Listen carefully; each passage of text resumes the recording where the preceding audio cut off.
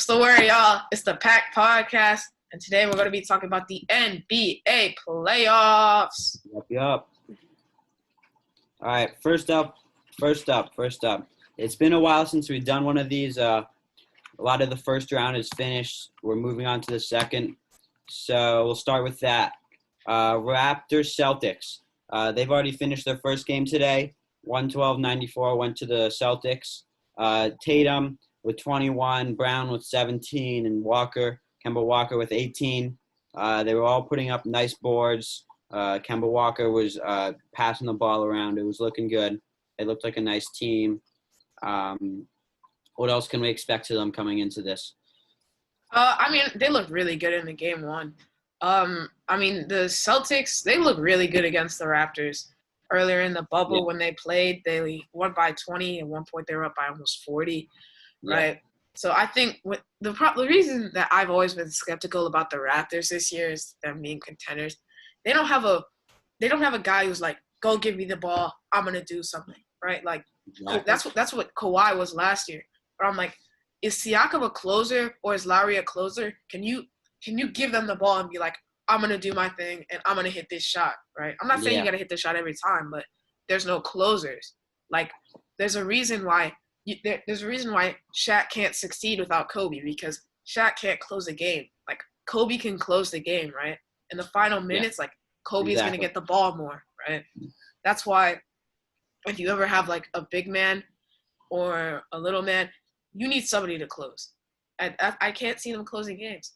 And they first need to get to closing, because I find with a lot of these games that they're not actually coming even that close. Yeah. Like this game, almost 20 points. The last time they played, 20 points. So I think the Raptors, they really got to step up their game plan. I mean, they kind of kept anybody from going up into the 30s, but if everybody's dropping 20, that's not good either. They kept them from going up into the 30s.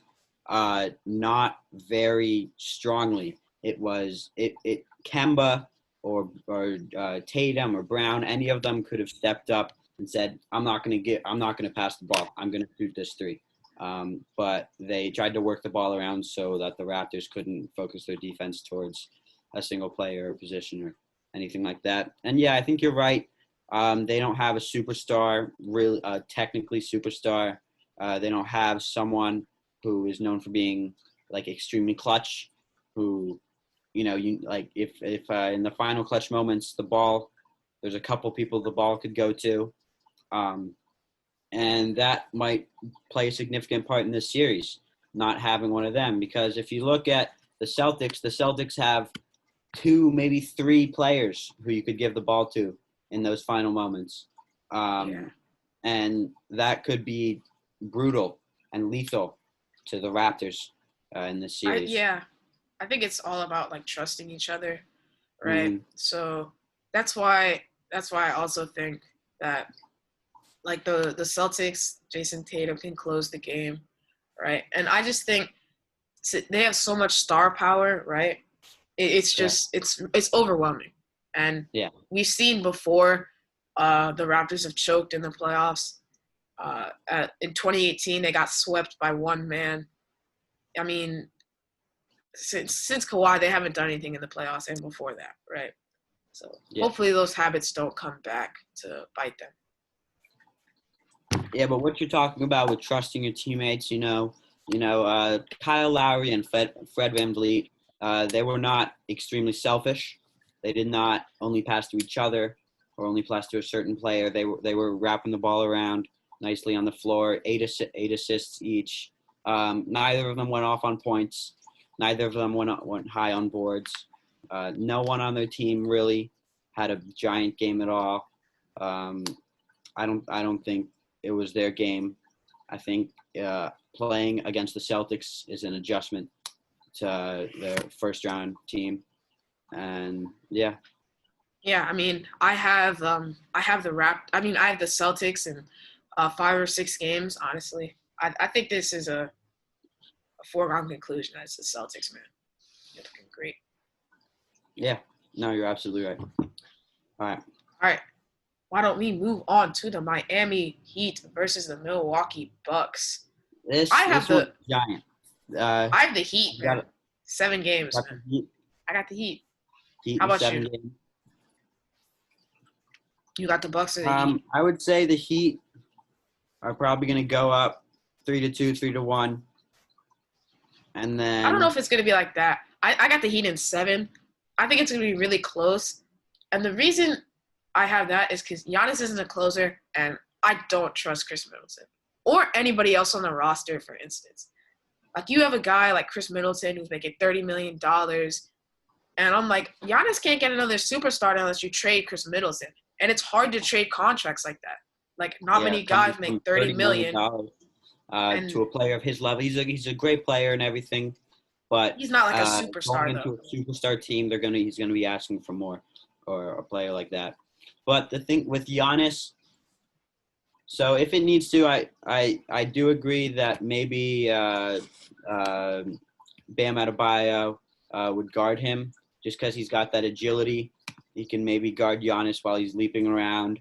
Yeah, He's got height. It's like 6'9", 6'10", right? yeah. Very And but versatile. the only problem is I see there is we see so often with Giannis is that he adapts to players. If he plays against someone like Bam Adebayo, he'll use more of his raw strength and raw power to push through, which can be easily adjusted to by Bam Adebayo. But he would have to make a big adjustment and maybe bring a second player. But we've seen Giannis become so good at kicking the ball out. Um, he's learned that as a superstar that I mean, yeah, that he's going to draw players and he's going to kick it out. And then he also stays under the board. He's averaging 16 a game, which is giant. And he's scoring the points too, averaging 30 a game. So he's not sitting back in these playoffs. He's taking the lead and putting his head down. I know. I mean, the whole thing with kicking out to shooters and all that, it's all having to rely on those players, right? People like Chris Middleton, Eric Bledsoe, like these guys need to hit their shot. That's why they lost to the Raptors last year, because Chris Middleton and Eric Bledsoe are not playoff players. And everybody's been talking about, oh, playoff P is this, playoff P is trash. Nobody's been talking about how Chris Middleton has been disappointing really horribly. In game 2, he only had 2 points. In this series, he was averaging 15, and he never shot over 50% from the field. He was shooting 30% from the field and 20% from 3. I'm like, that's Yeah. not acceptable, man. Like, you're making $30 million and you're the second best player on a championship caliber team. And He's not a second best player. He's playing 32 minutes a game, which is exactly the amount that Giannis has been playing. So for the amount of time he's playing compared to the points and assists and rebounds and blocks and all that, he's not living up to it. And with $30 million on the table, he should be doing much more than that. Because if you look at other $30 million players, they are a big role in their team. He could become that role, but he's not there yet, or he's not like there right James now. Harden. James Harden, exactly. Russell Westbrook. Of course, these guys aren't all the biggest players on their team, but they're better than Chris Middleton. Like, I mean, of course, there's other overpaid players like Tobias Harris and Al Horford. Tobias Harris.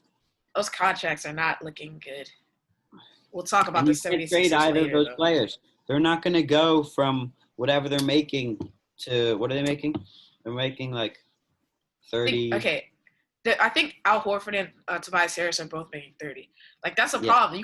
You could only trade those guys for Chris Middleton, right? Yeah. Like, you're probably not going to be able to get another 2 players for $60 million with an old guy like Al Horford. But moving back to the Bucks, I think the Bucks can definitely win this series. I have Miami in 7, and this is a 7-game series. I think they're the underdogs, and they want it more. Right, they're serious. Jimmy Butler's a playoff player. Tyler Hero. It's going to be difficult for the Bucks to make sure that they put the right players on the right players, because with so many different threats coming from the Heat, making sure that they don't put unnecessary on let's see, like Eric Bledsoe on like Tyler Hero, like making sure that doesn't happen, because we know Tyler Hero is young, he moves fast, He hits his shots. And then they also have Myers Leonard and Goran Dragic. You know, they have a stacked team. They have Jimmy. I don't know who they're going to put on Jimmy at this point. It's not. Yeah, I clear to mean, me. I don't think Chris Middleton can do anything. He's gonna I get don't think locked Chris up by Middleton Jimmy. can take Jimmy. I think in clutch times, I think Jimmy Butler would guard Giannis, just because Jimmy Butler is a very experienced player. He's played defense against a lot of superstars in his whole career, and he knows what he's doing. And he's definitely studied Giannis, and he's not small. Jimmy Butler's a pretty big, thick guy, so Yeah, he can stand up to Giannis. Yeah, he's 6'8", 6'9", I think. Yeah, 6'8", I think 6'7", something like that. Yeah, he's a tall guy, especially for a small forward / shooting guard. But I just think you keep Bam on him because Bam is bigger, right? Yeah. But that is going to wrap up our episode for the East second round playoffs. Let me know what you guys thought in the comment sections down below. Who do you think will win this series? Thank you for watching. It's been the Pack Podcast, and we out.